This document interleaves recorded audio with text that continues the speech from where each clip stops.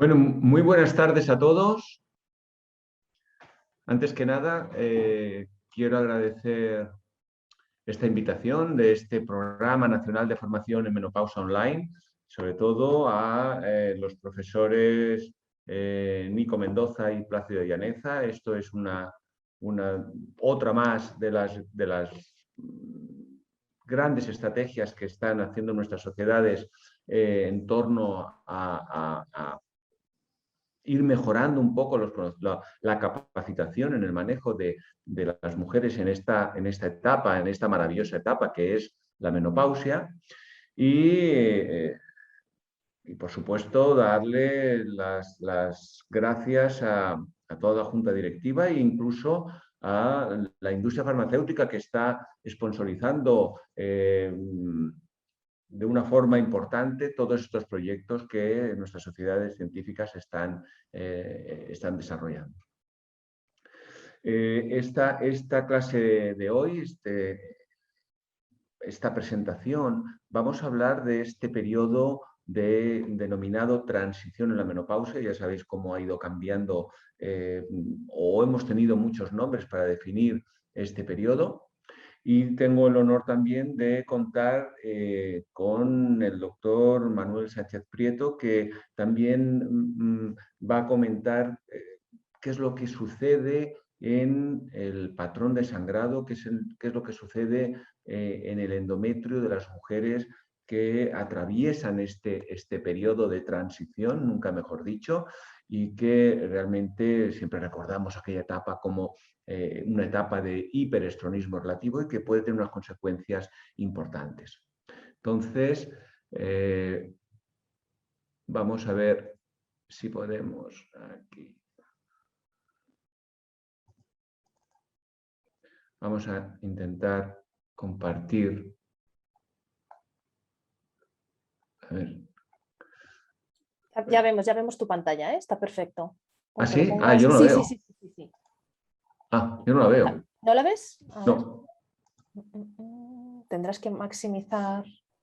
Esta no. Estamos viendo la tuya, ¿eh? Sí. ¿La mía estáis viéndola? Sí. Muy bien, porque yo no la veo. Ahora sí, ahora Vale. sí. Vale. Vale, perdonadme. Bueno, este es el conflicto de intereses que tengo y que siempre me dicen que tengo que presentar. Y que sobre todo el objetivo de esta clase es intentar buscar las evidencias actuales, sobre todo para capacitar nuestro plan de actuación delante de esta mujer que atraviesa estos cambios de transición a la menopausia. Y sobre todo, y lo más importante, es en esta etapa de empoderamiento de la toma de decisión de la mujer, contra más o mejor informemos a la mujer de todo este proceso, mucho mejor va a poder tomar una decisión libre e informada. Fijaros cómo esta etapa, la perimenopausia, que yo siempre digo que es un delicado periodo de transición en que engloban aspectos sociales, fisiológicos, somáticos, psicológicos, y que realmente, fijaros cómo desde 1995, que en la literatura aparece por primera vez un punto un punto etario, un punto en el cual a partir de ese momento se considera a la mujer en una etapa posterior, que en aquel momento, en 1995, y no me peguéis las doctoras, pero a partir de los 35 años se considera una mujer añosa para el uso del anticonceptivo oral combinado. Hasta ese momento, y si la gente de mi edad recuerda, siempre hablábamos de anticoncepción a partir de los 35 años, que era aquel punto de corte la Organización Mundial de la Salud, también en Estados Unidos el CDC, pusieron como tope para limitar el uso de los anticonceptivos orales combinados. Y aquí en este momento aparece el término de climaterio. Y climaterio pues empieza a partir de los 35 años e incluso pasan varios años después de la menstruación final, recordemos, la menopausia, aspecto retrospectivo cronológico, un año después de la última regla. Pues fijaros que en aquel momento es cuando aparece esa palabra de climaterio, y que después todas las sociedades, que además climaterio cuajó mucho en todo lo que es el continente sudamericano. En Europa también, Alemania y España, quedó el término bastante asentado, pero empiezan las sociedades científicas a intentar debatir o hacer referencias en cuanto a las diferentes etapas de esa transición a la menopausia, o sobre todo el final de la época fértil, la época reproductiva de la mujer. Y fijaros cómo un año después la Organización Mundial de la Salud ya dice que desaconseja el término climaterio y que ellos o que incentivan el uso del término perimenopausia, y mucho después el vocablo transición a la menopausia. Tengo que decir que en la actualidad ese término actualmente, transición a la menopausia, que obvia la premenopausia, la perimenopausia y sobre todo el climaterio, es el que está asentándose mucho más. Pero sentiréis cómo, sobre todo, compañeros, colegas latinoamericanos siguen utilizando el término climaterio, incluso en nuestro medio, en compañeros que no son ginecólogos. Estoy recordando sobre todo a los médicos de familia, continúan utilizando el término climaterio, y yo creo que realmente tenemos que ir evitándolo, obviándolo. Fijaros que luego empiezan a aparecer estudios epidemiológicos, sobre todo el workshop que hacen sobre el Stage of Reproductive Hygiene, el STRO, en el que empiezan a asentar, y a todos habéis visto esa famosa tabla en el que el punto cero sería el momento de la última regla, que sería un aspecto retrospectivo, pero que se empiezan -1, -2, dependiendo de la etapa que se está viviendo, que luego, esto fue en el 2001, en el 2011 aparece el STRO +10, y que incluso otras colaboraciones han ido aposentando y sobre todo remodelando ese término esa tabla que Stroh definió por primera vez en el 2001. ¿Qué pasa ahora en el 2021? Bueno, pues yo siempre vuelvo a decir que la medicina es ese péndulo, que estamos yendo para arriba, yendo para abajo, y que actualmente la transición a la menopausia se está aposentando como un periodo de transición no tan solo de sintomatología, no tan solo de patrón de alteración del sangrado, que es lo típico y lo más conocido por las mujeres y por todos nuestros colegas, sino también como se está aposentando el objetivo de que debería ser el momento en el cual todas las mujeres deberían acudir a su ginecólogo para hacer un planteamiento de su riesgo personal, tanto a nivel cardiovascular, a nivel de sintomatología, a nivel oncológico e incluso también de salud ósea. O sea que es un momento muy importante en el que todos los médicos, todos los ginecólogos, en el momento que estamos delante de una mujer en este periodo, debemos de pensar y sobre todo descartar todo tipo de patología. Esto es un recordatorio muy rápido, estas horas, pero fijaros cómo siempre, y si nos vamos a este feedback, a esta circulación entre el hipotálamo, este eje famoso hipotálamo, hipófisis, ovario, como los reyes de la película son las gonadotrofinas liberadas por la GnRH hipotalámica, que va a actuar sobre las gonadotrofinas sobre el ovario, y que ese ovario va a hacer todo el ciclo folicular y va a acabar segregando estrógenos y progesterona, que va a haber un feedback negativo, y que eso va a ser un balance muy importante en esta retroalimentación. Fijaros que aparecen nuevos marcadores, aparece la hormona antimülleriana, que es un marcador que nos va a ayudar cada vez más, se está asentando también como para definir un poco ¿Cuándo podemos nosotros pensar que una mujer puede tener la menopausia? Pero también hay péptidos como la inhibina B y la inhibina A, sobre todo la inhibina B, que es segregada por los folículos preantrales. Fijaros cómo en esta segunda o feedback, en este segundo, también va a actuar sobre esa hipófisis, y esa hipófisis va a provocar que exista un aumento, un aumento de esas gonadotrofinas hasta que llegue esa famosa amenorrea hipogonádica hipergonadotrófica. O sea que existe un exceso de gonadotrofinas en esa retroalimentación negativa. Fijaros que cuando nosotros vemos esta época de transición en que la FSH está estimulando la foliculogénesis y que eso es lo que hace que exista todavía niveles incluso normales de estrógenos, por eso cuando hablemos del caso clínico podemos hablar perfectamente de por qué, insisto siempre en que debemos ir abandonando esta norma que tenemos de pedir analíticas hormonales para ver si una mujer está entrando en la menopausia o no, porque no nos va a ayudar.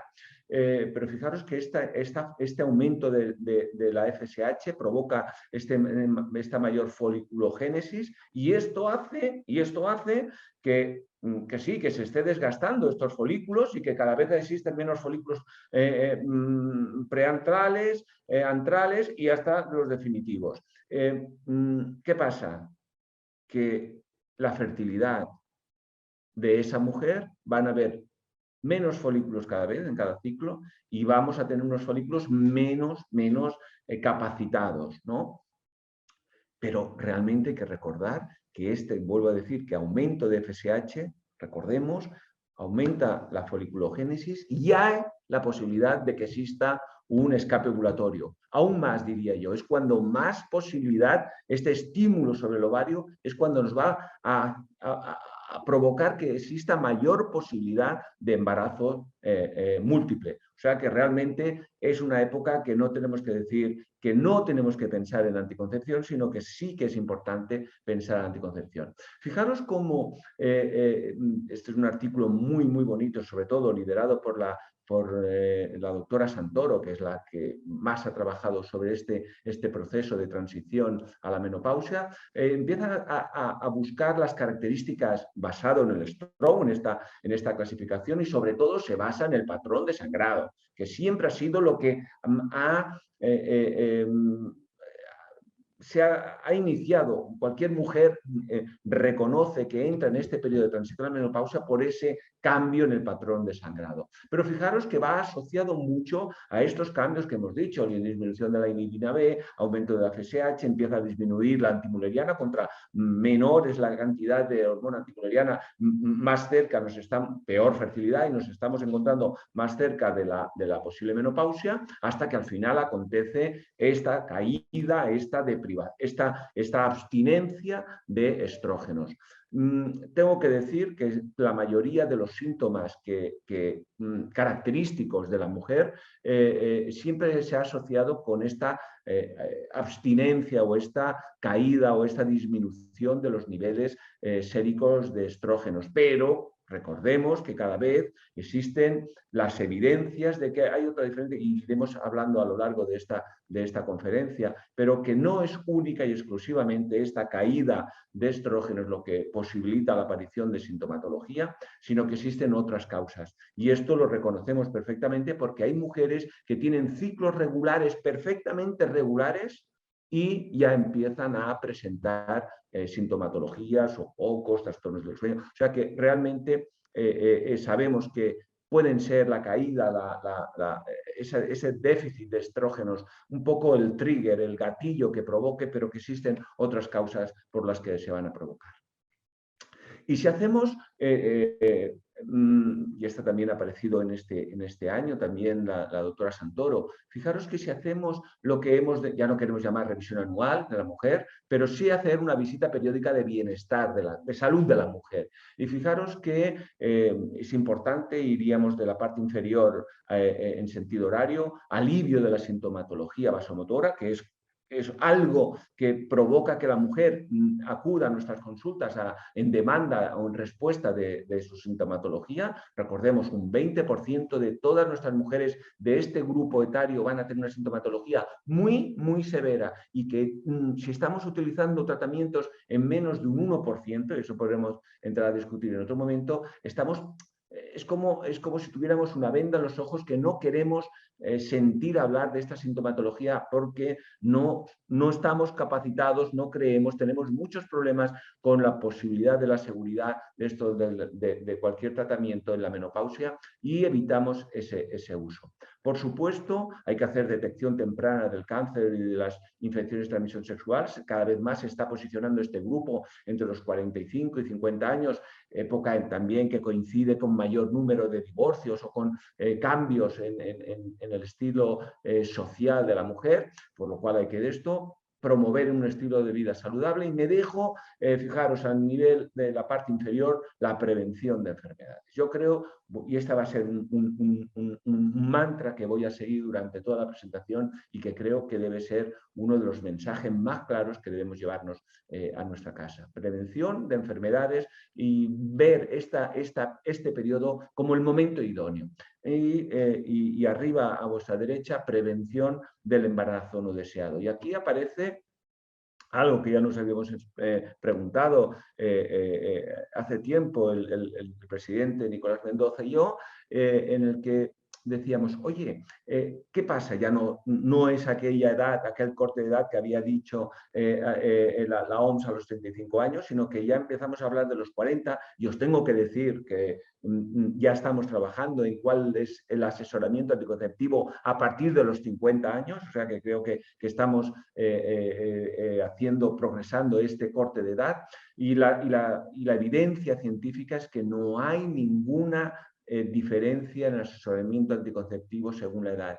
Yo siempre os explico, siempre digo o siempre recuerdo cómo únicamente, y cuando hablamos de los criterios de elegibilidad de la Organización Mundial de la Salud o de otras sociedades, no nos están diciendo que existan contraindicaciones. No, es que es un nivel 4, es una que se clasifica como 4 y entonces está contraindicado. No, la palabra contraindicación únicamente en anticoncepción, yo creo que solo existe contraindicaciones, que no puedo hacer nada ni un día, sería utilizar anticoncepción combinada con estrógenos en una paciente con un conocido, una trombofilia conocida o un evento protrombótico en ese momento, o en la introducción, la inserción de un DIU cuando exista una mujer que tiene una patología infecciosa en el canal vagino-cervical. Entonces, esas serían las únicas contraindicaciones. Luego, a partir de ahí, podemos hablar por un mes, por un día, en una etapa, o sea, que eso es algo también que podemos entrar. Pero en cuanto a este debate, no hay diferencias por la edad. No va a cambiar nuestro asesoramiento por la edad. Pero eso sí, hay que ver los factores de riesgo, las comorbilidades que tiene cada paciente. Fijaros cómo es muy diferente. Sabemos como, por ejemplo, el efecto protrombótico de los anticonceptivos hormonales que llevan estrógenos por ese efecto protrombótico. Cualquier evento acontece en los primeros 3 meses, en el primer mes, en los primeros 3 meses. Si una persona está utilizando anticonceptivos orales y lleva más de 6 meses, 1 año, 2 años, esta persona no va a tener un efecto protrombótico. No, ya lo hemos descartado. Por eso, fijaros, alrededor de los 40 años tenemos que diferenciar muy bien si es una paciente que viene de estar utilizando la píldora, por ejemplo, o el anillo o el parche desde hace mucho tiempo y llega a los 40 años, o la que quiere iniciar los 40 años. Hay sobre todo dos grandes grupos que son enfermedades cardiovasculares y cáncer que dependen del tiempo, del momento, y por eso siempre existe ese timing, esa ventana de momento en que nosotros vamos a utilizar, ¿vale? Y esto está muy claro cuando hablamos de anticonceptivos orales y el hecho de riesgo o incluso prevención de cualquier tipo de cáncer. Si hablamos del cáncer ginecológico, fijaros como en la parte superior el cáncer de cérvix a medida que va utilizando, aumenta ese riesgo. Y sobre todo hay que añadir siempre que son en mujeres portadoras del virus del papiloma humano. Pero fijaros cómo va a ser muy diferente en cuanto, si quisiéramos hablar del cáncer cervical, una chica de 40 años que ya viene desde hace 5 o 8 años, o una chica que empieza a utilizarlos en cuanto al cáncer cervical, o cáncer de ovario. Fijaros en las partes inferior, el efecto preventivo, el efecto oncopreventivo que tienen en cuanto al cáncer de ovario, que es nuestra gran lacra en el mundo de la ginecología, y en cuanto al cáncer de endometrio. O sea, que a un inicio no tendríamos casi nada de prevención, pero a medida que va pasando el tiempo, mucho más. Y en cuanto al cáncer de mama, siempre está el debate.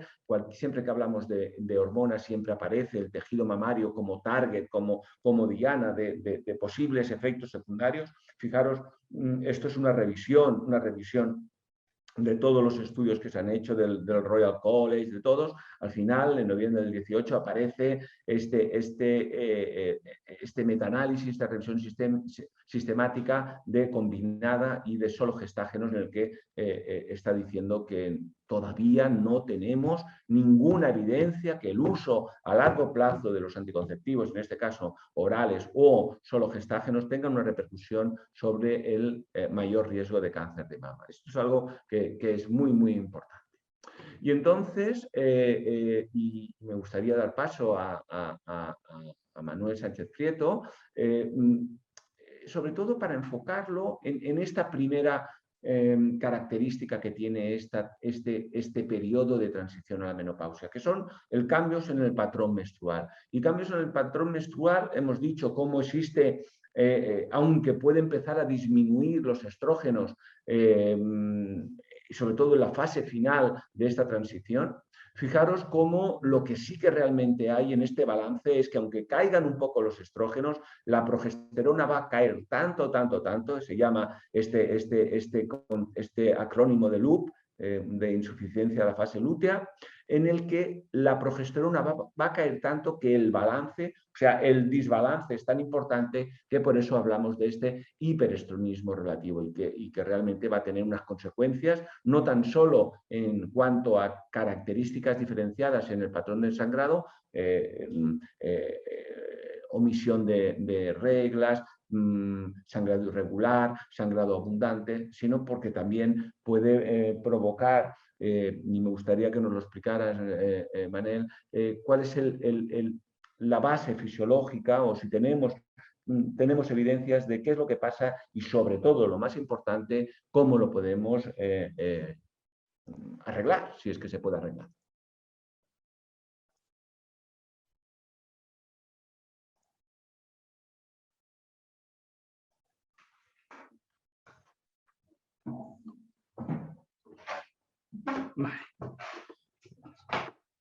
Buenas noches. Soy Manuel Sánchez Prieto, soy ginecólogo del Instituto Universitario de Sceaux. No sé si se ve, aparece ya en la pantalla.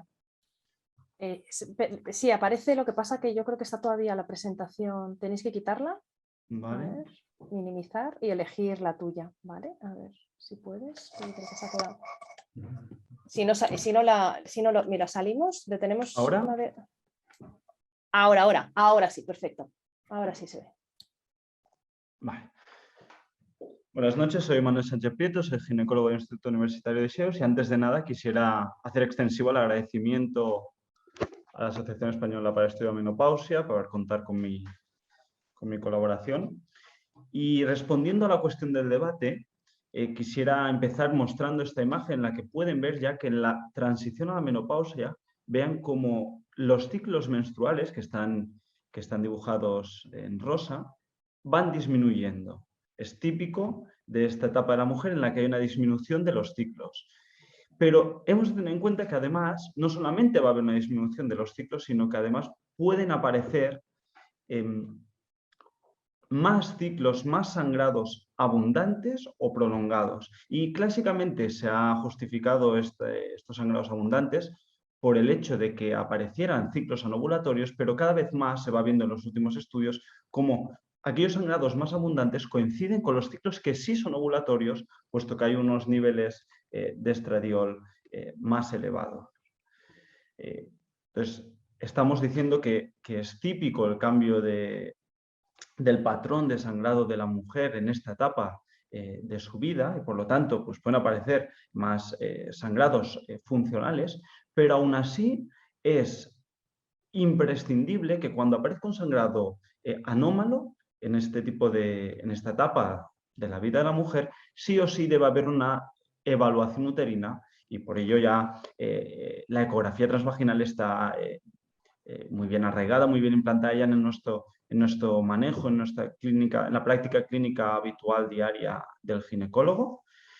Sí o sí es mandatorio. Y esto es porque, pese a que hay este sangrado fisiológico, también hay un aumento de todas las condiciones premalignas, sobre todo resaltar la hiperplasia endometrial y aquellos tasas de carcinoma, sobre todo de cáncer de endometrio en esta etapa de la mujer. Por lo tanto, antes de definir o entender que ese sangrado es algo funcional y, por tanto, prácticamente fisiológico, debemos descartar organicidad en la mujer. Además, decir que pues si en la ecografía viéramos que hay un engrosamiento del endometrio o sospecha de pólipos y demás, pues podemos utilizar la histeroscopia, que al final será algo estándar para la evaluación directa del endometrio y además la biopsia endometrial para acabar de estudiarlo. Ya desde el 2011 la FIGO nos propone este acrónimo del PALM-COIN para acabar de definir todas aquellas causas, todas aquellas etiologías de este sangrado anómalo que puede tener la mujer. Y son todas estas causas que tenemos que acabar de descartar. Se han propuesto distintos algoritmos para ver cuál es la organicidad, cuál es la etiopatogenia de este sangrado, el diagnóstico que debemos realizar. Recordar que como seguimos una etapa reproductiva de la mujer, tenemos que empezar sí o sí determinando unas betas en esta paciente para acabar de descartar que no esté embarazada y luego ya pues pasar a hacer la ecografía y si amerita pues una biopsia endometrial, histeroscopia o lo que sea conveniente para descartar esta organicidad. Una vez descartada y pues entendiendo que es un sangrado funcional, debemos manejar este sangrado. Para ello contamos con distintas opciones, podemos contar con todas aquellas opciones no hormonales, sobre todo en esos sangrados más leves, que podemos utilizar, por ejemplo, antiinflamatorios, que al disminuir los niveles de prostaglandinas, pues no solamente nos reducirá el sangrado, que la última Cochrane nos informa que hay una reducción de hasta el 25%, sino también será beneficioso en el sentido en que disminuirá pues, el dolor o la dismenorrea que se puede derivar del sangrado. Si es un sangrado más abundante, podemos utilizar ácido tranexámico, que aún así sigue siendo menos efectivo que otras opciones hormonales. Y debemos tener en cuenta y debemos advertir que tiene un aumento significativo del riesgo de eventos tromboembólicos también en el ácido tranexámico. Aún así, tenemos que decir que el número necesario para dañar es elevado.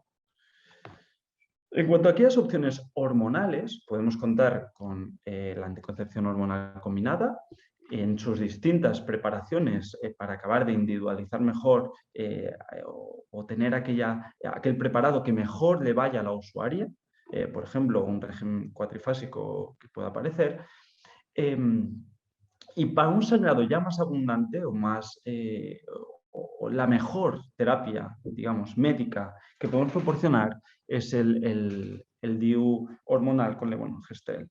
Es decir, que en la Cochrane nos informa que hay una reducción de hasta el 97% del sangrado y por lo cual se puede incluso entender como una alternativa a la histerectomía. Y decir que además, añadir que es la opción con menor tasa de abandono y mayor satisfacción por parte de usuario. Todo esto son pequeñas cosas que nos tiene que ayudar a acabar de individualizar y encontrar el mejor perfil para la mujer.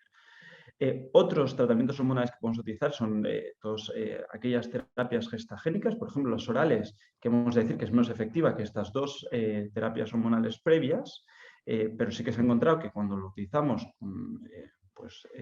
durante 21 días de ciclo es lo que se reporta como más efectivo dentro de esta familia. Y pues podemos administrar también gestágenos no orales, en Depot, por ejemplo, con acetato de medroxiprogesterona, pero sí que está en menor uso. Nuevas opciones para el manejo del sangrado que van apareciendo, pues el acetato-lipristal, que sí es cierto que ha reportado buena eficacia en cuanto al control del sangrado relacionado con miomas, pero sí que van apareciendo distintos warnings en cuanto al posible daño hepático que puede ocasionar, y esto hace que pues, vaya disminuyendo su uso.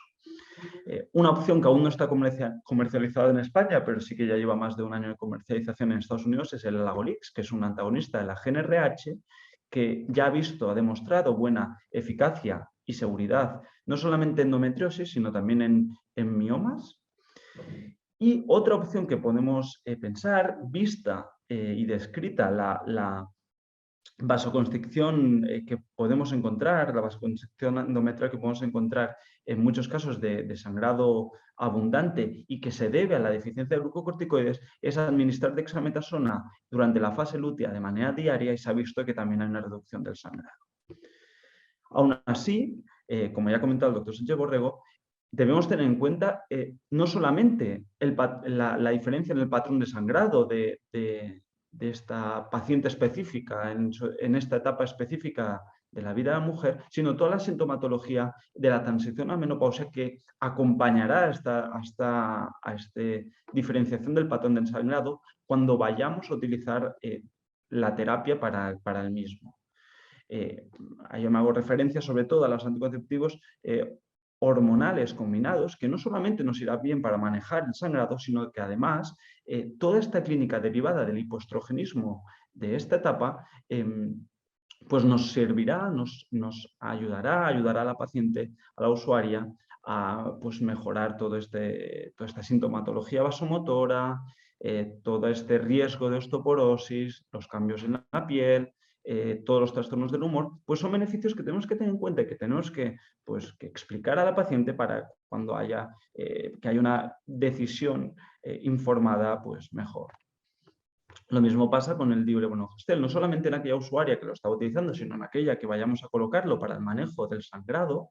Podemos decir que si tiene pues siendo sintomatología pues de transición a la menopausia, podemos añadir terapia estrogénica, sabiendo que este DIU hormonal pues nos ayudará a controlar o hacer frente una oposición de esta proliferación endometrial que causará la terapia estrogénica, y por lo tanto podemos considerar una terapia segura.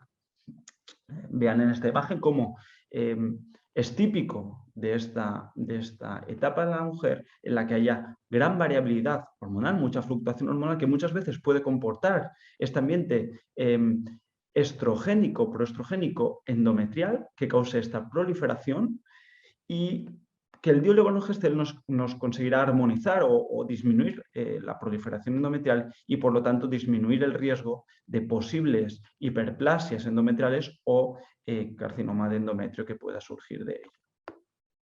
Aún así debemos advertir a la paciente y debe conocer que durante los 3 primeros meses de uso del diuremonogestel está bien descrito lo que llamamos el early spotting, que puede aparecer y que luego a partir del 3er mes se irá controlando, que entra dentro de la normalidad y que luego mejorará.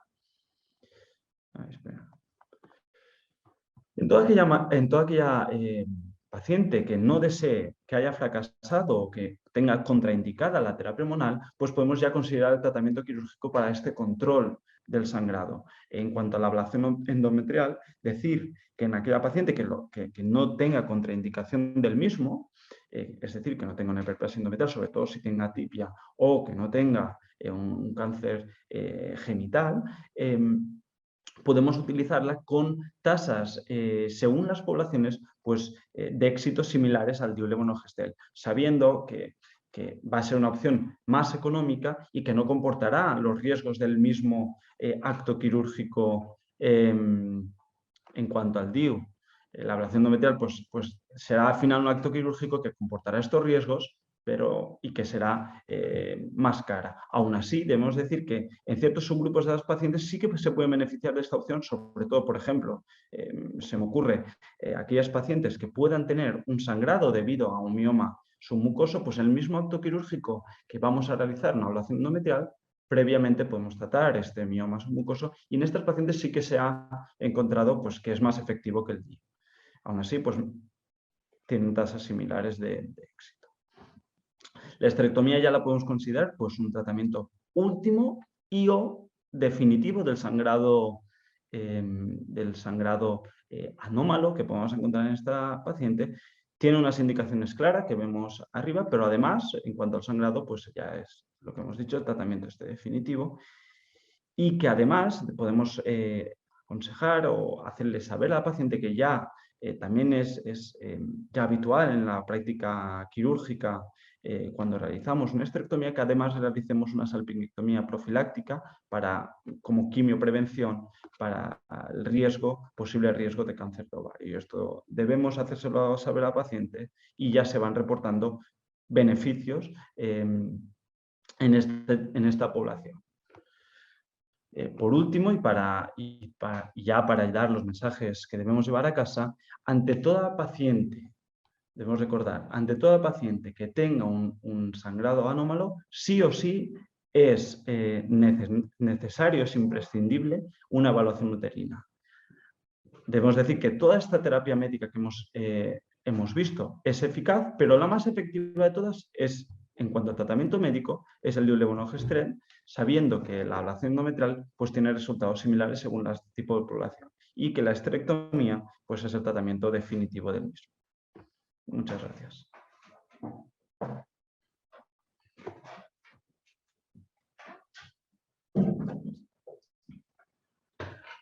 Bien, muchas gracias. Muchas gracias, Manel. Creo que ha quedado bastante aclarado. Y si retomamos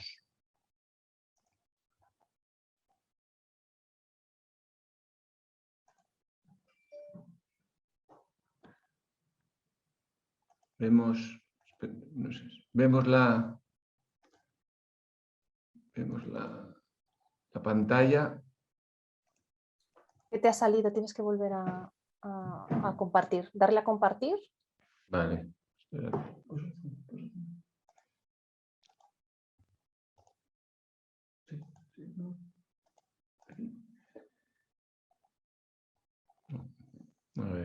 A ver qué pasa. A ver, compartir. ¿Dónde me sale compartir? Aquí lo tengo. Aquí, espérate. Aquí. Ahora se ve perfecto. Perfecto. Vale. Bueno, pues fijaros cómo ya hemos comentado, hemos dejado muy aclarado las características o los síntomas que todas las mujeres reconocen y por supuesto todos los profesionales sanitarios de esta transición. Va a ser ese patrón, esos cambios, esa alteración en el patrón del sangrado y luego el inicio de la sintomatología. Fijaros como el SWAN, que es este estudio epidemiológico el más importante, ya llevan casi 15 años controlando a mujeres en este periodo de transición, todas las que entran y las van acompañando. Y fijaros cómo recientemente hicieron como un update de todo el tiempo que llevaban, más de 15 años en este seguimiento de las mujeres. Les hacen analíticas de hormonales, analíticas de todo tipo, de control de salud, densitometrías, encuestas validadas. Fijaros que empieza a dividir, hace como un resumen, y empieza a dividir, y aquí lo tenéis en color azul y en color naranja, y si os fijáis hay algunos trazos que están de forma continua y otras que tienen un gradiente y que incluso, estamos hablando del esquema que tenemos a nuestra izquierda, fijaros cómo pone transitorio algunos, por ejemplo, habla de los síntomas vasomotores, de las quejas con el sueño, dificultades cognitivas, sequedad vaginal, algo que todo el mundo pensamos que únicamente se detecta mucho después de la menopausia, mientras que aquí empiezan a dar ya síntomas, trastornos del deseo, dolor con las relaciones, pero incluso también en la función fisiológica a nivel cardiovascular, a nivel de la densidad ósea, incluso de la distribución de esa grasa. Y por supuesto, en la parte superior, fijaros cómo hay otros órganos que también van a resentirse durante esta transición. Y vemos que hay mayor cantidad de depresión y ansiedad, aunque fijaros cómo es transitorio y que también va a depender de los antecedentes o la propia mujer. Incontinencia urinaria, incluso pues ellas refieren mucho a la pérdida de memoria o esa utilización cognitiva para resolver problemas. O sea que todo, fijaros cómo no nos quedamos únicamente con la sintomatología vasomotora o con los trastornos del ciclo, sino que acontecen muchas posibles patologías o muchos problemas o muchas quejas que la mujer va a acudir a nosotros y tenemos que dar una respuesta. Está claro, y hemos dicho que la sintomatología vasomotora, por supuesto, hay un trigger, hay un gatillo que es el desencadenante, que es esta disminución de los niveles de estrógenos, pero vuelvo a decir que pasa más cosas en ese hipotálamo y lo que cada vez nos estamos y empiezan a aparecer incluso péptidos, la quispeptina, la neuropeptina, la dinorfina, o sea, péptidos que van a actuar dependiendo de que el hipotálamo, es el eje de este eje hipotálamo, hipófisis, gónada, bueno, pues empieza a perder, yo creo que es lo más importante, hay una pérdida de la sensibilidad a esos estrógenos. No tan solo esa caída de estrógenos, sino esa pérdida a la sensibilidad de los estrógenos. Y además, en esta transición a la menopausia, algo muy claro es que no acontece una caída de estrógenos abrupta, sino que va a empezar a haber como unas fluctuaciones muy importantes, y lo más importante es que fijaros cómo los estrógenos van a tener actividad en diferentes sistemas de la cognición. Bueno, pues sobre todo esta fluctuación muy rápidamente, fijaros cómo va a favorecer que mujeres, sí que es verdad, que mujeres que ya tienen algún trastorno o que ya han tenido un entorno de síndrome premenstrual, de depresión postparto, de más irritabilidad durante las épocas de estrés,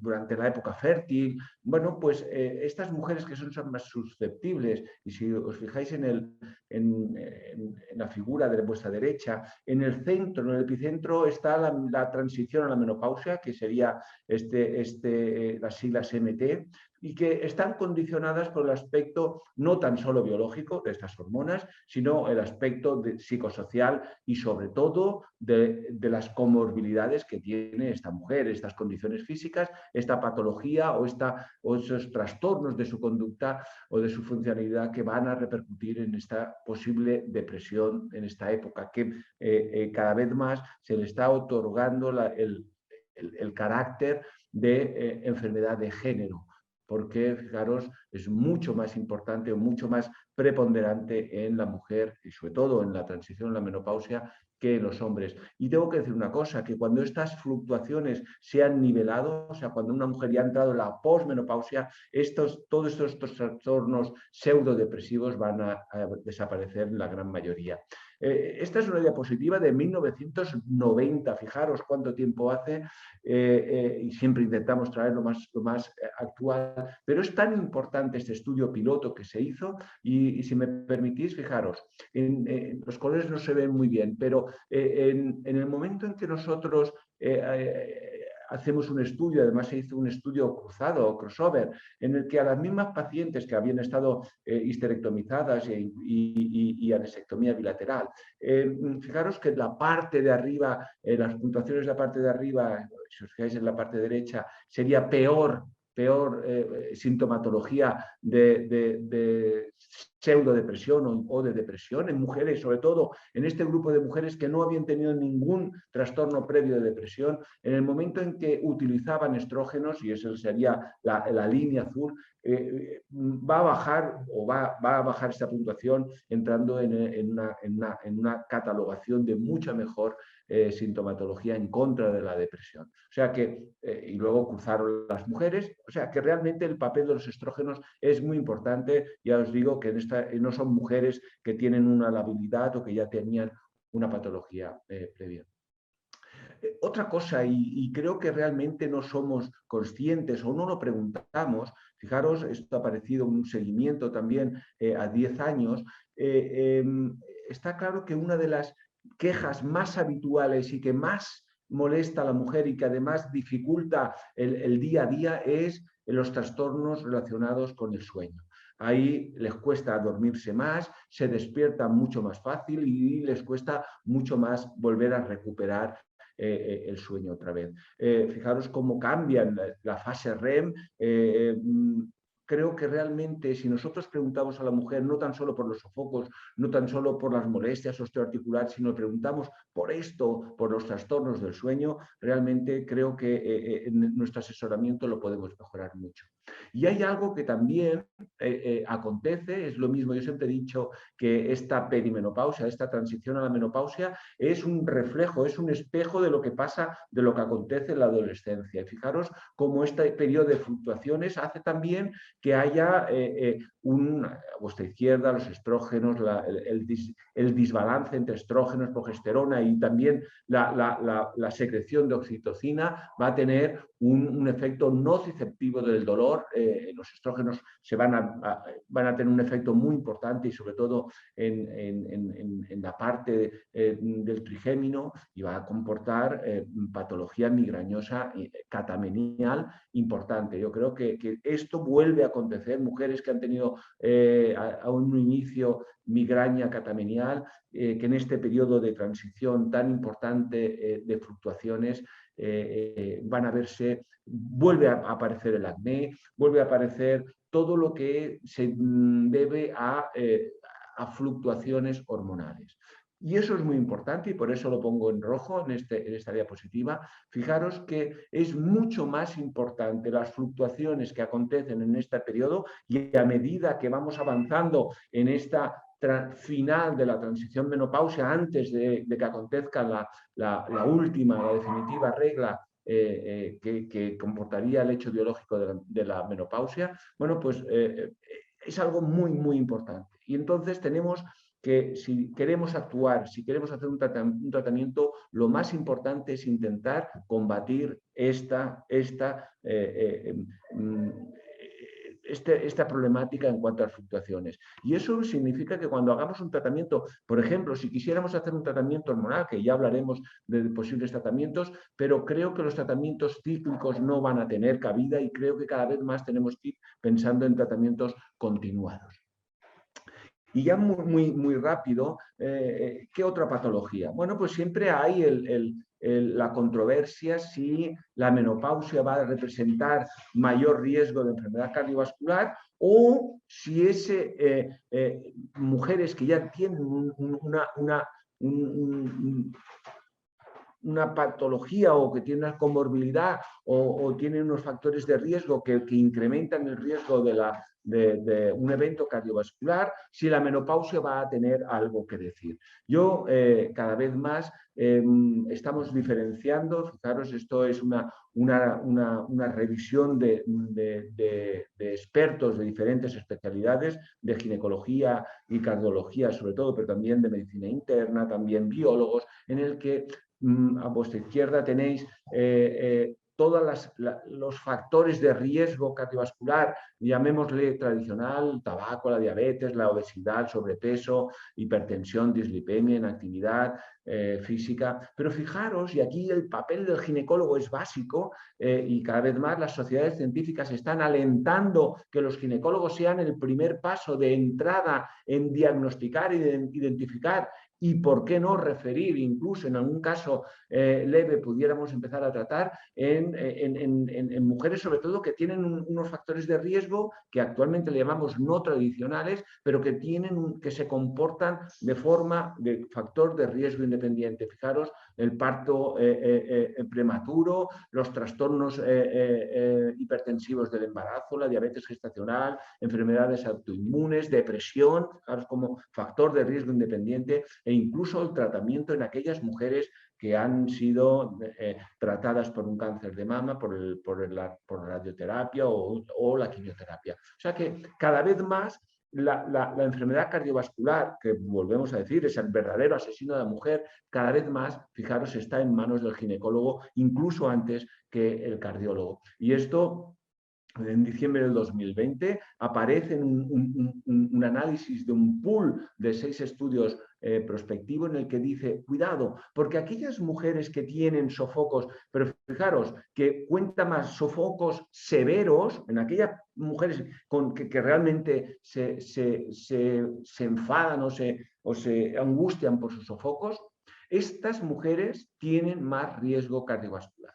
O sea que estamos identificando ya mujeres y sobre todo estamos identificando ventanas de oportunidades para implementar cualquier otro factor de riesgo. Imaginad, mujer que tiene sintomatología muy severa, pero que además es fumadora, que además tiene sobrepeso, que además es diabética, que además tiene colesterol. O sea que ahí sí que tenemos que decir, hey, cuidado, hemos de identificar a esta paciente y sabemos cómo los sofocos, por todos los neurotransmisores, un efecto va a tener una vasoconstricción y va a tener una mayor repercusión en posibles eventos cardiovasculares. O sea que eso es muy importante. También sabemos, y algo que ha contradicho, sobre todo cuando se decía, no, la osteoporosis posmenopáusica acontece, como su nombre indica, después de la menopausia. Cada vez más tenemos evidencia que esto empieza a aparecer en la época, y ya no os digo del final de la transición a la menopausia, sino incluso en el inicio. Sabemos cómo el hueso es diana para los receptores estrogénicos alfa,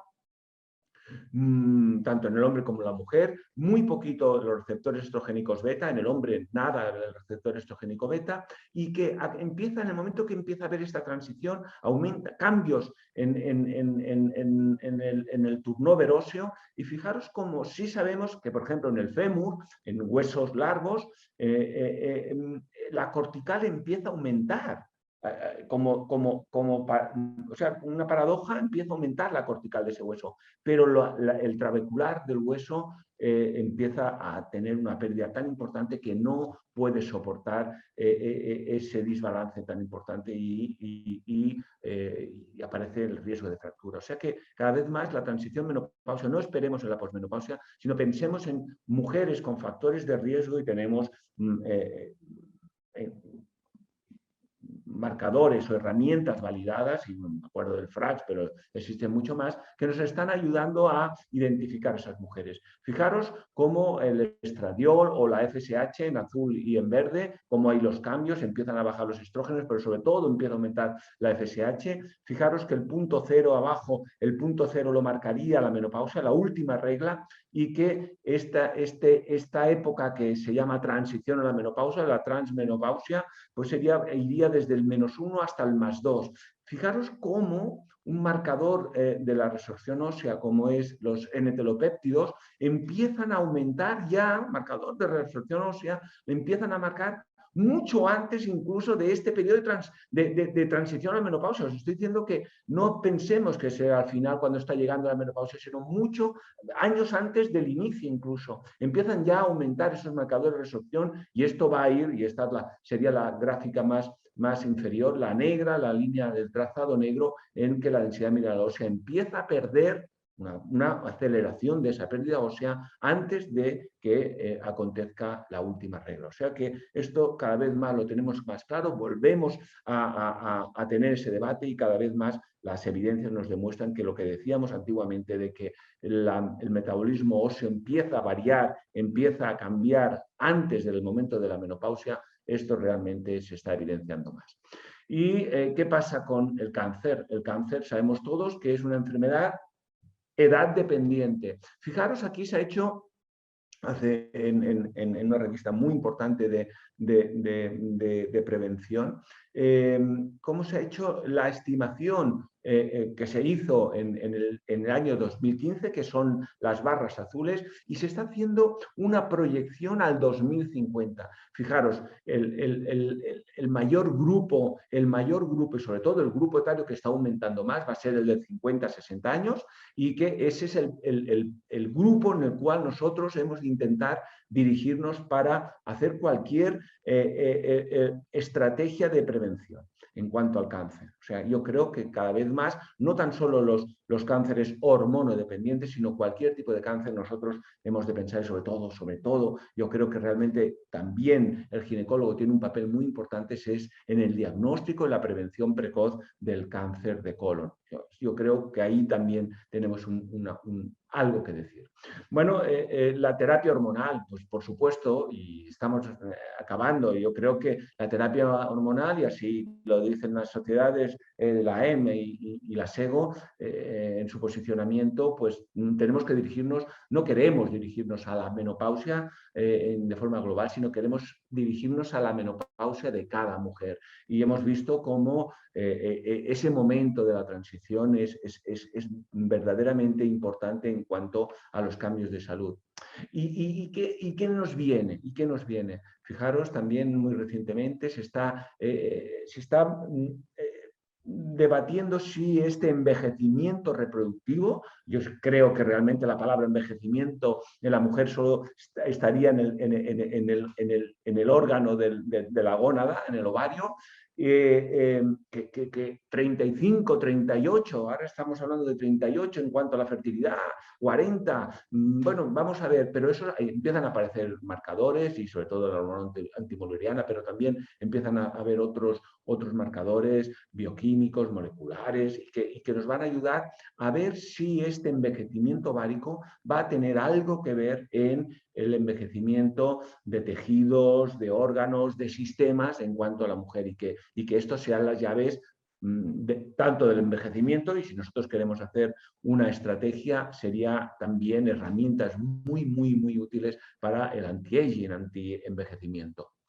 Fijaros cómo, y esto ha sido un posicionamiento en el que han intervenido diferentes sociedades norteamericanas de salud de la mujer, de cardiología, de medicina interna, de reumatología, oncología, en el cual cada vez más están dando, y sobre todo basado en todos los datos que está aportando el SWAN, este estudio epidemiológico tan importante para ver qué pasa en esa transición en la menopausia de las mujeres. Yo creo que es el momento clave para nosotros saber diagnosticar, y sobre todo la palabra es identificar aquellas mujeres que tienen un riesgo personal y o familiar en cuanto a los síntomas que van a aparecer. Sabemos que los síntomas son transitorios, pero en un 10% de mujeres lo va a tener durante toda la vida. Queremos identificarlo, a ver si es posible por los antecedentes familiares en esa mujer. Queremos saber qué patología previa, qué comorbilidad tiene en cuanto a patología cardiovascular, a metabolismo óseo, a riesgo oncológico. Yo creo que nosotros, los ginecólogos, porque recordemos, la mujer al final, y cada vez más lo estamos viendo en nuestro medio, tiene al ginecólogo como única visita anual o periódica, pongamos, que es la palabra. Yo creo que tenemos que aprovechar, por supuesto, cualquier estrategia para intentar luchar contra esta problemática.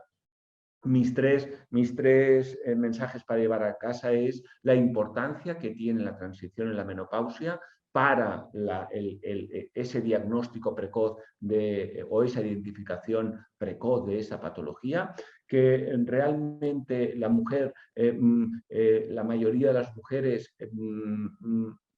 pueden tener una sintomatología. Se está hablando en todas las casuísticas de más del 80% de mujeres van a tener sintomatología. Ahí englobaríamos a leve, moderada, severa, y que yo creo que realmente tenemos que llegar a ellas y darles una respuesta. Y por supuesto, y la tercera, yo creo que hemos de pensar en la calidad de vida de la mujer, pero sobre todo, sin olvidarnos que estamos iniciando una etapa que va a durar 50 años más. La edad de la menopausia en España sigue siendo 51,4 en toda Europa. La mujer, la esperanza de vida incluso en contra del COVID, estamos en 86 años. Esos 50 años que le quedan a la mujer realmente pasan porque en ese momento que acuden alrededor de los 50 años, nosotros hagamos un diagnóstico precoz, una identificación correcta y sobre todo iniciemos cualquier tratamiento, sobre todo hagamos un planteamiento, una estrategia de tratamiento o sepamos referir al especialista que sea pertinente. Yo creo que eso es lo más importante y creo que a todos nos va a importar que a partir de ahora, cuando hablemos de cuál es el momento mejor para diagnosticar o para asegurar que una mujer va a tener una esperanza de vida mayor, es en esta transición a la menopausia. Creo que realmente ese es el leitmotiv de esta presentación y creo que esa es la conclusión. Muchas gracias a todos. Muy buenas noches. Muy bien, muchas gracias. Tenemos aunque todas las preguntas más importantes, ¿no? y sean para este sábado que tenemos la tutoría, pero bueno, han hecho 3 comentarios que si quieres te los digo. ¿Los ves? Vale. Sí. Bueno, preguntan aquí el Implanon para el SUA. A ver. ¿Es el primero? Y el Implanon para SUA. Eso es. No sé si estará de acuerdo Emmanuel conmigo, pero realmente, aunque por supuesto el implante con etonorgestrel va a tener un efecto muy importante sobre esa pseudoatrofia endometrial y para el sangrado abundante va a tener un efecto positivo, pero sí que es verdad que el implante anticonceptivo tiene mayor variabilidad de desarreglos de sangrado irregular, mucho mayor que el dispositivo intrauterino, el liberador del levonorgestrel. Entonces, aunque pudiera ser un método eficaz, creo que debería estar en una segunda línea por detrás del dispositivo intrauterino, como ha dicho Manel, sería el de primera línea.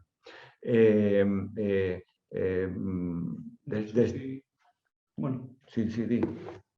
Añadir, por supuesto, no se considera de primera opción en todas estas pacientes. Pudiera ser una buena opción, pero no se considera primera opción, sobre todo porque aquellas pacientes que ya nos refieren que tienen un sangrado anómalo o que tienen un patrón de sangrado que no es regular y que es típico de esta etapa, pues se ha informado que hasta 1/3 de ellas continuarán con un sangrado no regular y un patrón de sangrado. Por lo tanto, no consideremos que sería el anticonceptivo ideal en este caso. Muy bien, y muy rápidamente hay 2 preguntas más. La semana, bueno, recuerdos a mi amigo Otto Giller, que está en Ecuador, a ver si te veo pronto, estimado amigo. La doctora Ridot, sí, comenta que la semana pasada se comentó que al inicio de los síntomas aconsejaba terapia cíclica, pues con la terapia continua el spotting estaba asegurado y me parece entender que aconseja la continua de entrada. Francisca, estoy de acuerdo que al inicio, incluso hay chicas que quieren tener la regla, ¿vale? Sí que es verdad que con la terapia continua en el inicio de la transición a la menopausia puede haber más spotting, ¿vale? Porque incluso las dosis que estamos utilizando, la liberación del estrógeno endógeno de la propia mujer son superiores y por eso pudiera haber mayor posibilidad de fluctuaciones. Pero sí que es verdad que a medida que nos vamos acercando, sobre todo para evitar las fluctuaciones, yo creo que es importante hacer la pauta continuada. Y no sé si hay otra pregunta más. No, esa ya eran las últimas. Como de todas ya formas, el sábado... El sábado, os recordamos, vamos a poner un caso clínico que lo podemos modificar con vosotros. Podemos ir incluso haciéndolo más específico, más particular y creo que podemos intentar hacer un caso clínico práctico y que a partir de ahí aparezcan todas las opciones posibles. Y ahí podemos debatir, pelearnos sin llegar a la violencia en cuanto a qué posibilidades tenemos. Lo que está claro es que existen muchas posibilidades y lo que está claro es que tenemos que dar algún tipo de tratamiento. Muy bien. Pues os esperamos el próximo sábado. ¿A qué hora es, Verónica? A las 10. A las 10 de la sí. mañana. Pues a las 10 Eso de la es. mañana, que es una hora mejor. Aquí ahora ya son las 9:10 de la noche, con lo cual nos vamos a cenar. Un beso a todos. Muy bien. Venga, hasta el sábado. Gracias.